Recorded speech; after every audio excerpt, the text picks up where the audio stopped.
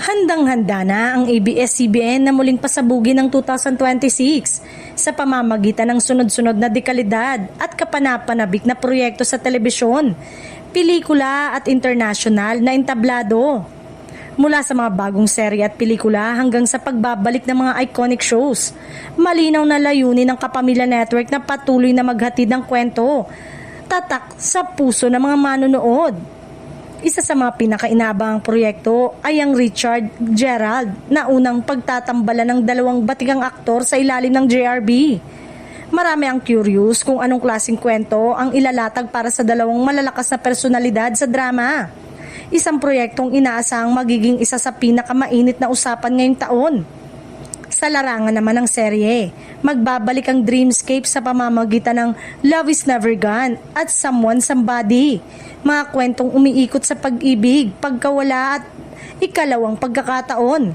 Kasabay nito, ipakikilala rin ng Star Creative ang The Secret of Hotel 88, isang ensemble series na puno ng misteryo at emosyon kung saan bawat karakter ay may tinatagong lihim.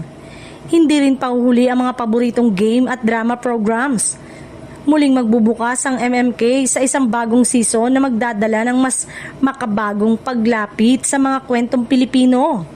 Kasabay nito ang pagbabalik ng Kapamilya Deal or No Deal at Minute to Win It. Sa panibagong season, mas malaki ang papremyo at mas intense ang hamon.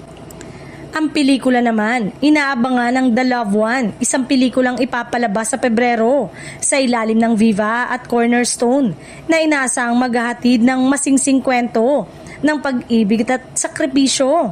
Samantala, patuloy ring pinapalakas ng ABS-CBN ang global presence ng OPM at P-pop lalo na sa paglahok ng BINI sa Coachella ngayong April.